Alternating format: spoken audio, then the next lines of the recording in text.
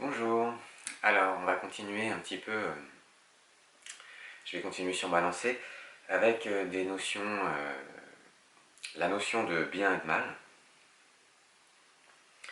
Et donc on va voir comment avec ce petit schéma là, ça peut nous aider éventuellement à poser une vision entre guillemets originale sur cette notion de bien et de mal qui a été vue et revue et qui continuera à l'être dans l'actualité, puisque on aura bien du mal à s'en sortir tant qu'on n'aura pas atteint l'unité. Donc je tenais à attirer votre attention sur le mouvement du coup induit par ce schéma. Les deux mouvements dont un va du haut vers le bas, c'est-à-dire de l'esprit vers la matière.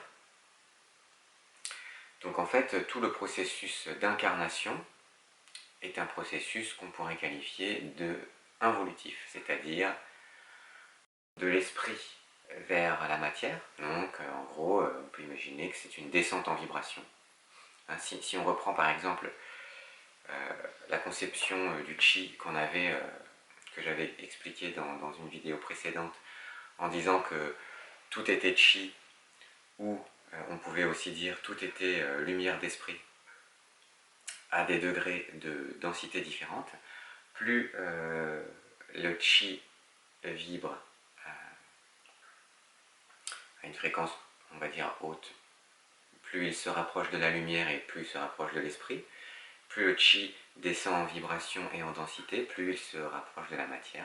Donc ce mouvement d'involution, ce serait ce mouvement de descente dans la matière.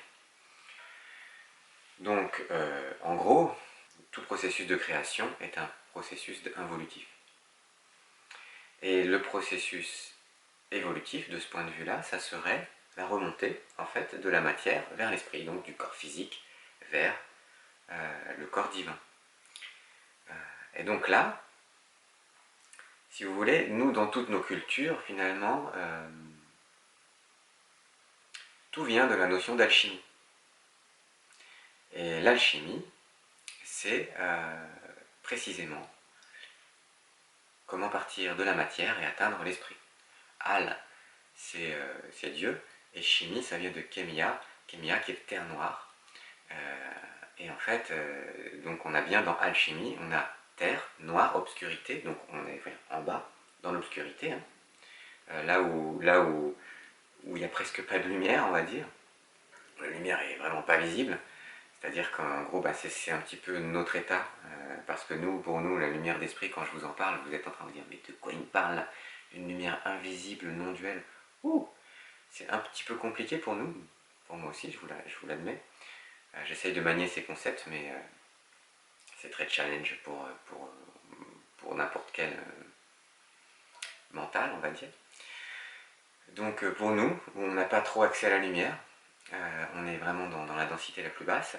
Notre but, ce serait de devenir des alchimistes pour petit à petit ouvrir, à travers le travail de la conscience, ouvrir nos perceptions et notre spiritualiser, on va dire, la matière, c'est-à-dire reconnaître que finalement tout est esprit.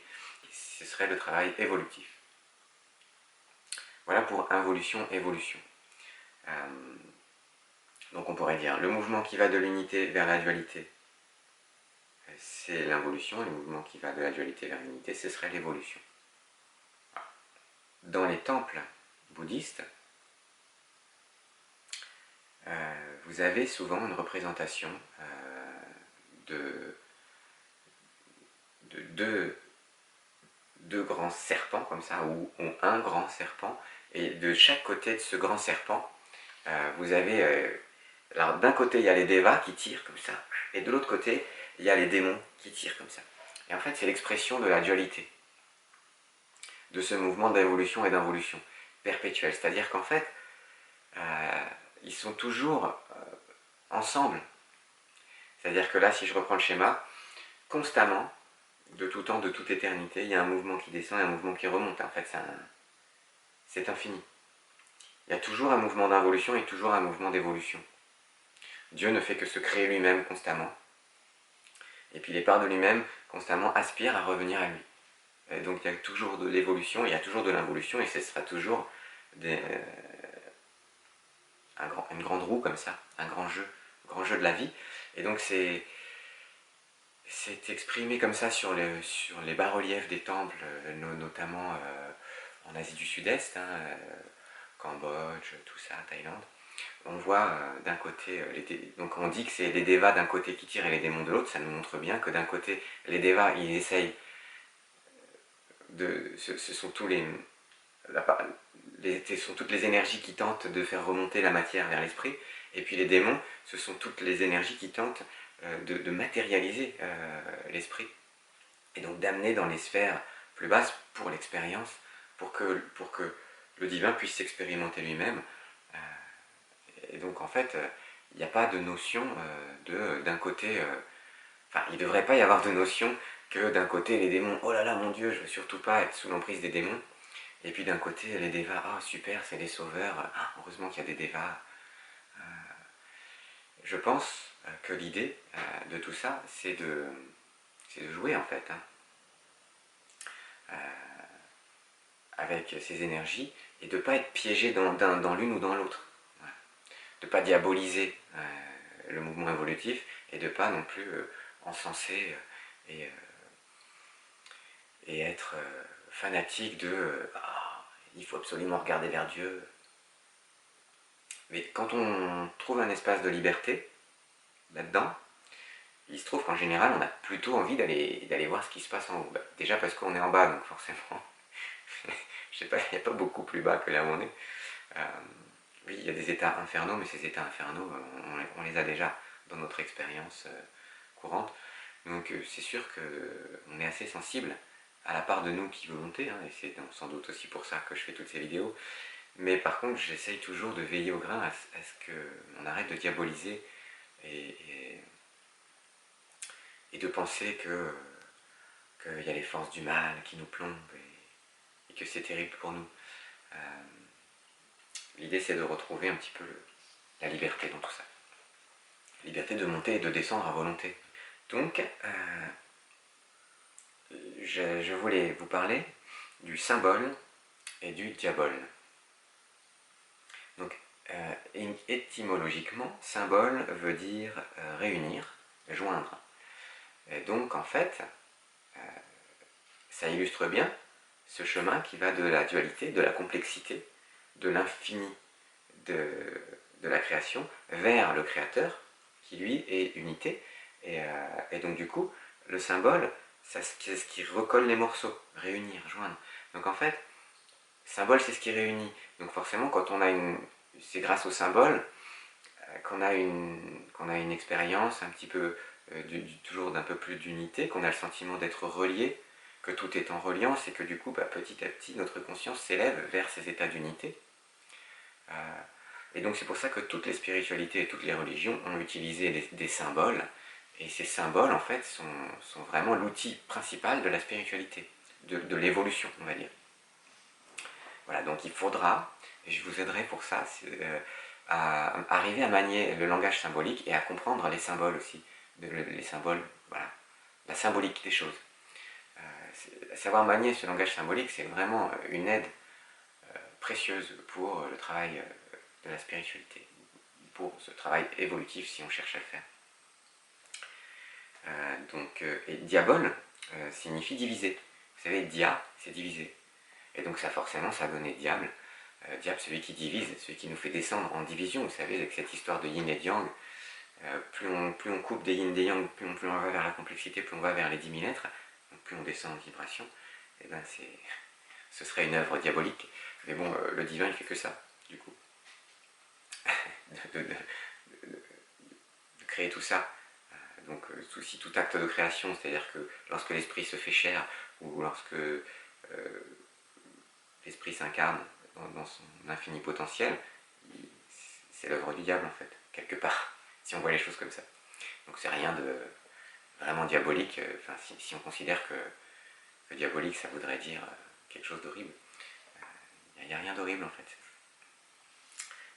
J'essaye de manier tout ça avec légèreté, parce que justement mon but c'est d'amener un peu de légèreté dans ces notions de bien et de mal, et Vous savez, toujours on dit que la dualité n'est pas un duel, mais un duo. Donc un duo comme une danse à deux. Un duo, pas un duel, c'est pas un combat. C'est pas obligé de l'être. En fait, on fait ce qu'on veut, donc comme on passe notre temps à se battre, on a tendance à toujours reproduire ces schémas de conflit et de dualité conflictuelle, mais en fait, ça peut être une belle danse aussi, la dualité. Parce qu'on va de l'un à l'autre. Hein. C'est ce que je dis souvent. On est capable de tout. De descendre, de remonter à volonté. Et si on peut faire ça avec légèreté et facilité, je pense que ça représenterait sans doute quelque chose de divin. Le symbole est multidimensionnel. C'est-à-dire qu'il possède plusieurs niveaux de lecture. Et c'est pour ça qu'en fonction de la conscience de chaque individu, ce même symbole pourra aider l'individu à progresser, quel que soit son niveau de conscience en fait. Et donc c'est un petit peu ça que je trouve aussi génial dans les symboles, c'est qu'on pense les avoir compris. Ah oui, la symbolique de ça, je sais, c'est ça. Et puis plus tard, on se rend compte que cette symbolique, elle allait un peu plus loin. Et que sur un autre plan, en fait, on retrouve cette même symbolique, mais qui veut dire quelque chose en plus. Et c'est ça qui est magnifique avec les symboles, c'est qu'on ne cesse jamais de les étudier finalement et de les découvrir. Un peu comme on pèle un oignon, ça se ressemble, mais on se rapproche toujours un peu plus du cœur et c'est toujours un petit peu différent finalement. C'est la même chose sans l'être. Voilà. Donc c'est vraiment une quête magnifique, le symbole, l'étude des symboles. Et donc voilà, par rapport au diabole ou à l'énergie qui descend, éventuellement, ce qui serait problématique, ce serait d'être tellement identifié à cette énergie qu'on n'arrive pas à la lâcher et à remonter. Ça me fait vraiment penser à... Imaginez que vous êtes dans l'eau, là, vous êtes à la surface de l'océan, et là vous prenez un poids, une encre, vous accrochez à cette encre, et cette encre plonge, et vous plongez avec elle. Il y a un côté jouissif, en fait, à se laisser plonger avec cette encre qui nous emmène irrémédiablement vers le fond. Et à un moment donné, il y a toujours un moment où on se dit, bon, là, il faut que je lâche et que je remonte. Si vous ne pouvez pas lâcher l'encre, vous allez mourir. Et si vous pouvez lâcher l'encre à volonté, ben c'est super. Hop, quand vous êtes assez descendu, vous remontez. Et puis quand vous êtes en haut, à un moment donné, vous avez qu'une envie, c'est de redescendre. Donc vous prenez une autre encre et pouf, vous replongez. Vous voyez, c'est un petit peu l'idée. Il n'y a rien de diabolique si on peut s'ancrer et se relâcher et se désancrer quand on veut. Par contre, si on est ancré, si on est attaché à l'encre, ben là, au bout d'un moment, c'est mortel. Et ça devient diabolique, dans le sens où on l'entend communément.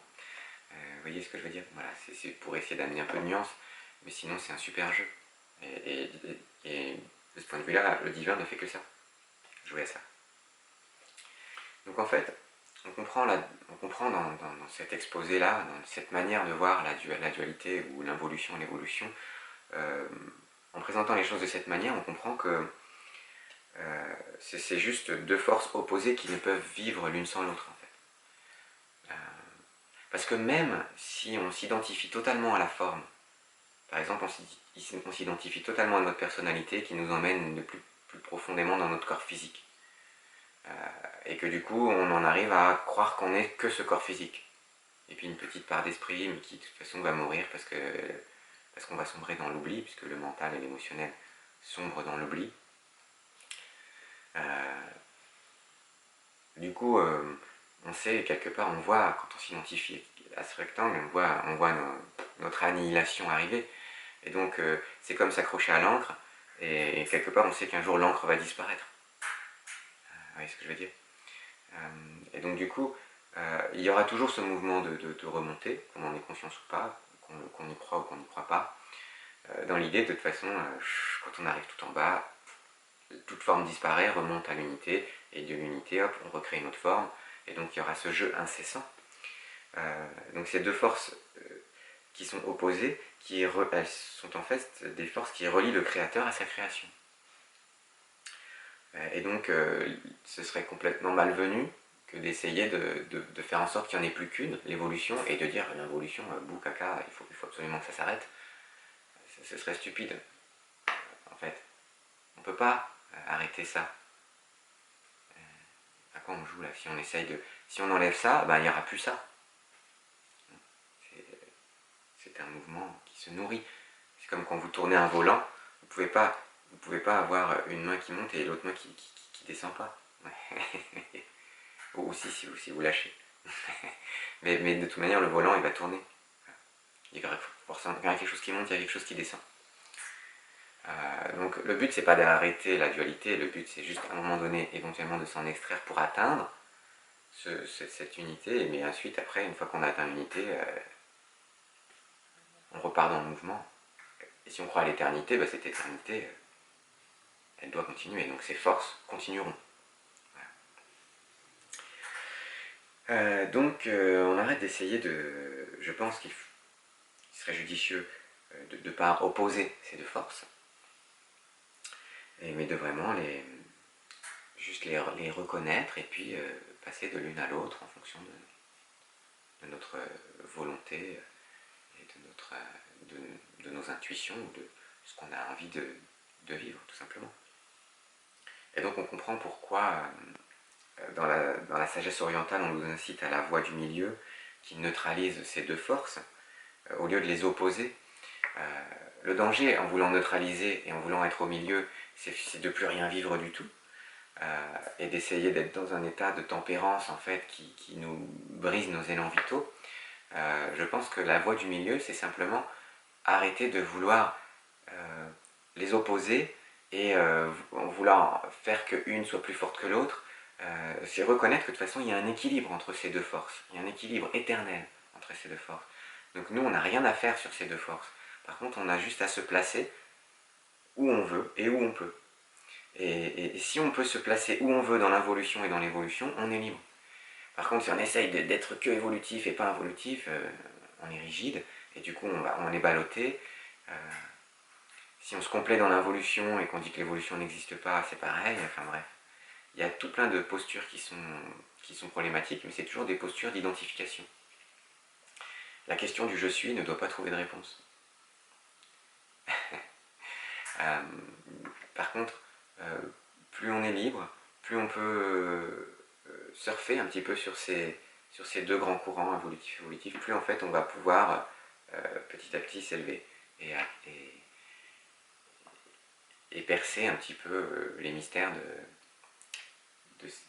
de ces sphères supérieures, si on peut dire ça comme ça, ou du moins qui nous sont inaccessibles.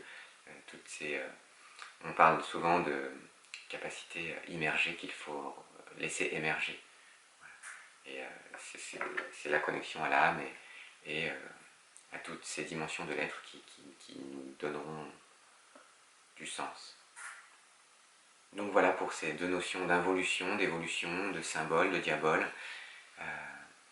et de ce grand jeu de la dualité qui devrait donc être un duo et pas un duel. Sur ce, je vais vous souhaiter une bonne journée et à bientôt.